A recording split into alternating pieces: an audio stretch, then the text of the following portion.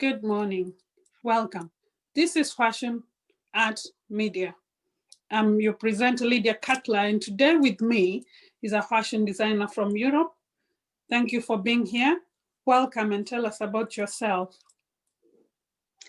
Good day. My name is Dianantimane.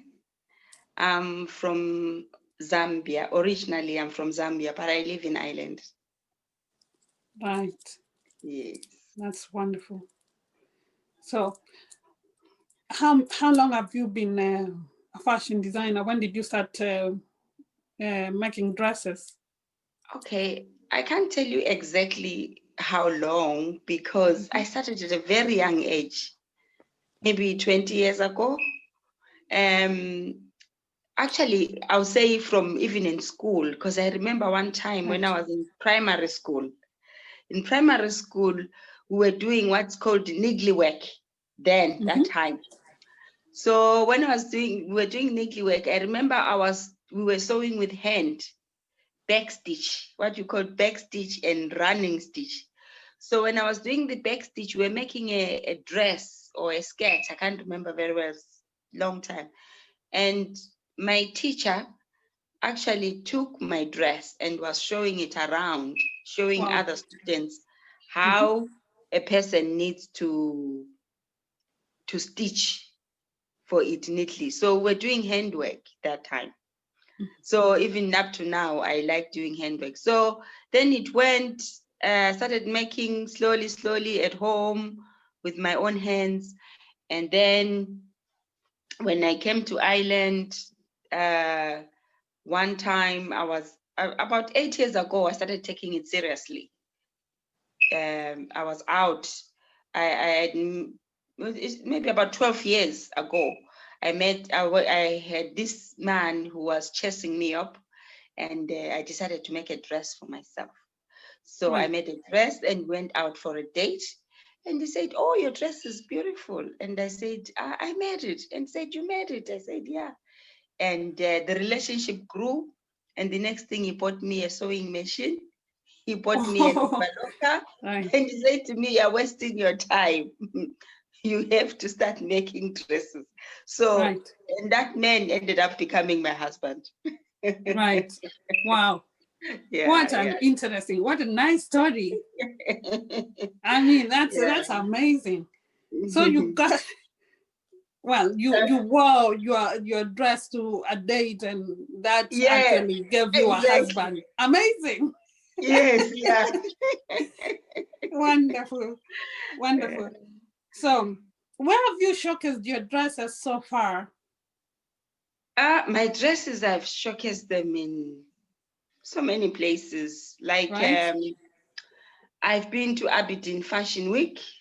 Right. I've showcased for Top Model. Top Model is mainly to raise funds for children with cancer. Right. So I participate in a lot of charity events. So Top Model as well, I've done that. I've done London Fashion Week. I've done Belfast Fashion Week. I've been in so many competitions. I've been in Manchester Fashion Week, Liverpool Fashion Week. I've done a lot of fashion shows. I'm yet to go to America. That's really nice. Yeah. The dress you're wearing today, those are vibrant colors. Especially orange is a color that is very good for Sundays. Is that your dress?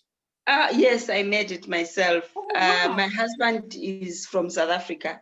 So he comes from, he's a Shangani. His tribe is Shangani. So they are known for wearing vibrant colors. Every time you see a Shangani person, they wear vibrant colors. So these are the colors that they wear. So I decided to make my own style, own design with their fabric. So that's the fabric they use. Yeah, you see. Wow. I don't know if you can see my dress from here. Oh, wow, that's beautiful. Oh, wow. That's beautiful. Yeah. Amazing. You see, like I said, I like using my own hands. So I cut some pieces of the fabric and be sticking them around. Wow. You see, I stick them around to. Wow. What Yeah. do you use in cutting the pieces? I use the scissors. It takes time, but with patience, you get there. That's beautiful. Yeah, I'll say maybe this, I got it from my dad because my father was an upholsterer. Right. Yeah, so he used to make chairs, he used to make cushions, and back then, those days, so you could make sofas and stuff like that. So I started learning about handwork from a young age, really. Right. Wow. Yeah. Amazing.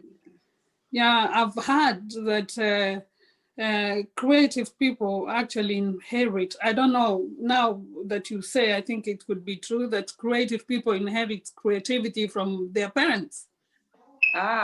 Maybe. You know? I think. Personally, my parents are, well, I don't know. Maybe they are, but yeah. You are creative yourself in your own way. Yeah, you are. Exactly. So you come from Zambia. Yes. And you live in Ireland. What are the challenges you as an African fashion designer get in Europe? The challenges, there's good challenges that make you stronger. And there's challenges that can break you if you are weak.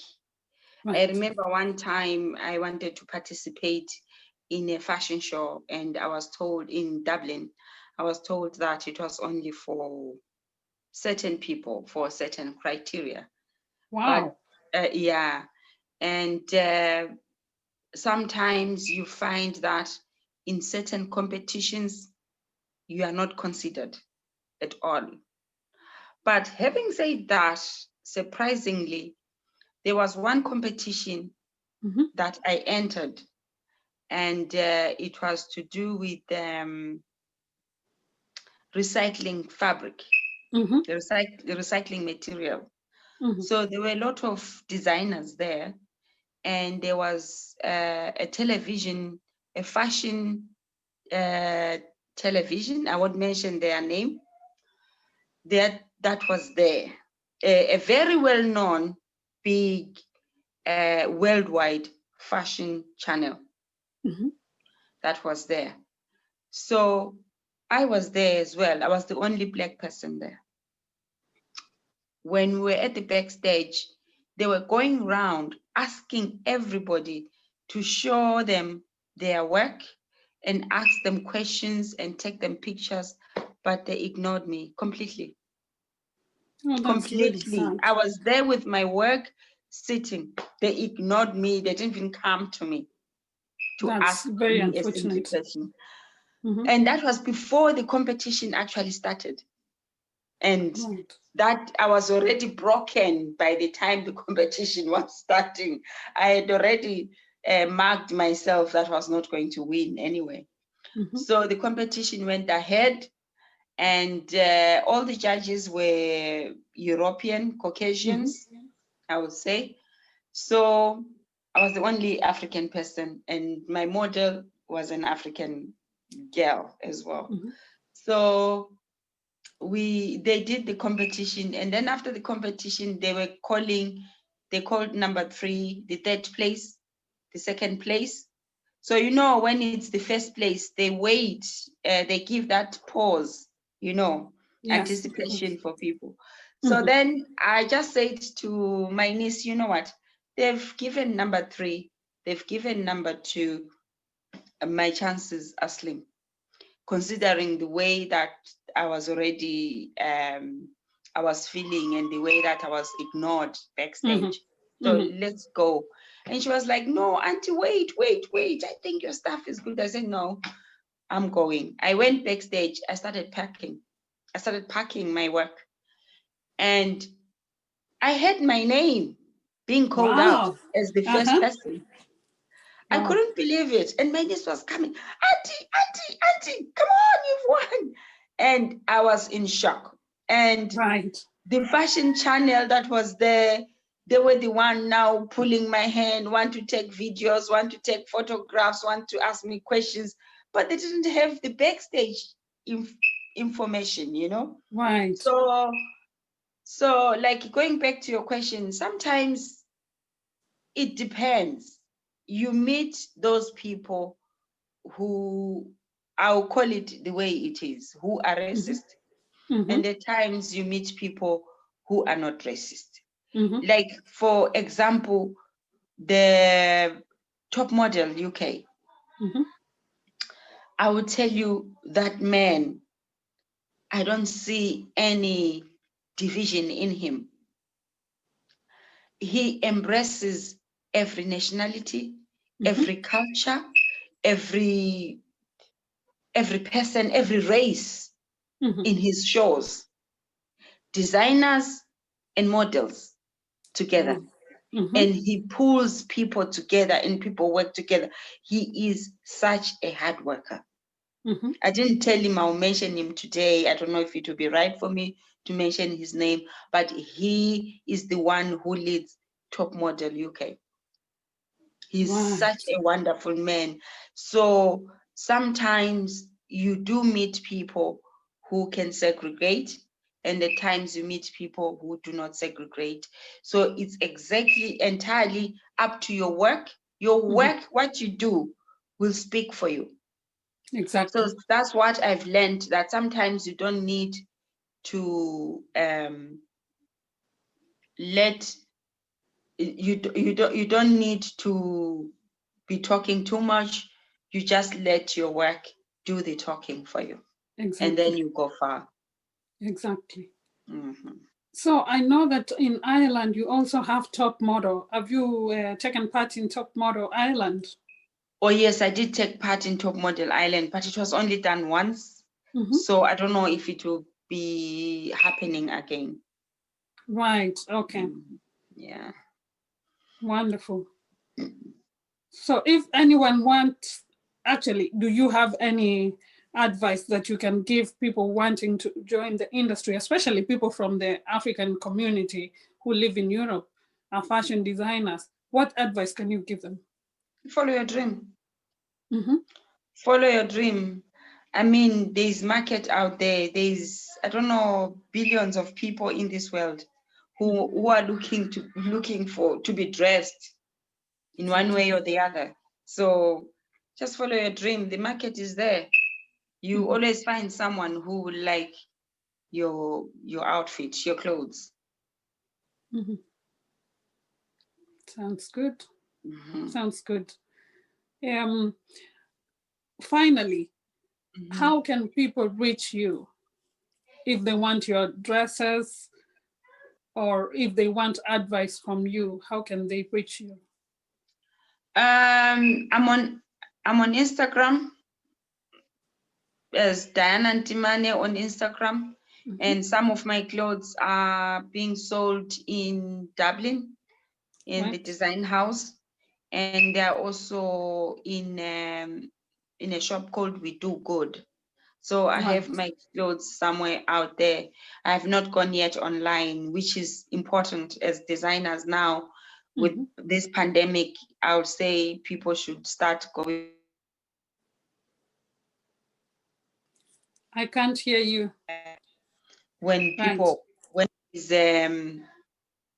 like with this pandemic, people might say, "Oh my God, fashion is gone." It is not gone. People are buying a lot online. They're buying online. You can do fashion designing, and at times like this time, because I wasn't not online, but I had already done a lot of network marketing with what I do. I got people contacting me during this pandemic to design masks. So this pandemic, I was very busy. So you can have your designs, but if you do a lot of network marketing, and someone somewhere will remember you. So this whole pandemic, I was busy designing masks, making masks.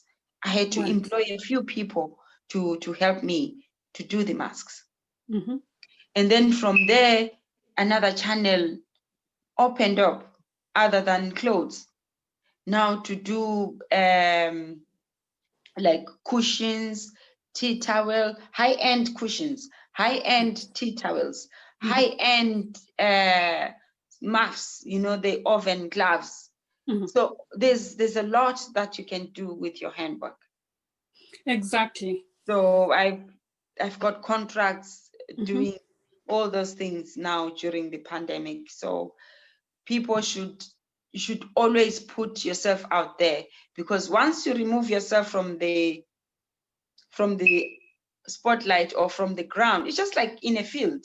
If you are in a field, people are watching football and you are playing, and people will remember you if you are constantly being seen playing. Exactly. But the moment you stop playing, people will be quick to forget you, you know? That's right. So always throw something, even once a month, or if there's nothing happening, once a month, once a week, throw something that you've made, comment on something about fashion, you know? And there's universities there. You can go and do some talks. You can find ways. There's students who are in fashion, can share experience. There's always someone who is there to listen for your experience. Those are other channels that people, other designers can do if they see the market is not happening. Try and go to universities and offer free talks about fashion, on fashion. Students will know you, people will know you. That's right. So you said something about your dresses being in shops in Dublin, did you say? Or yes, yeah, in Dublin. Yeah. Yes. So the shops must have websites. Yes, they have website. The Design House, Dublin. You find some of my pieces there. Right. So people can, if you share that website and you tell us your label, maybe people can buy your dresses. My label is Akani. Sorry, Akani. Right. Akani, so yeah. Akani Designs. Yes, okay. Yeah. Thank you. That's good. So do you have anything else you want to tell us today? Any advice?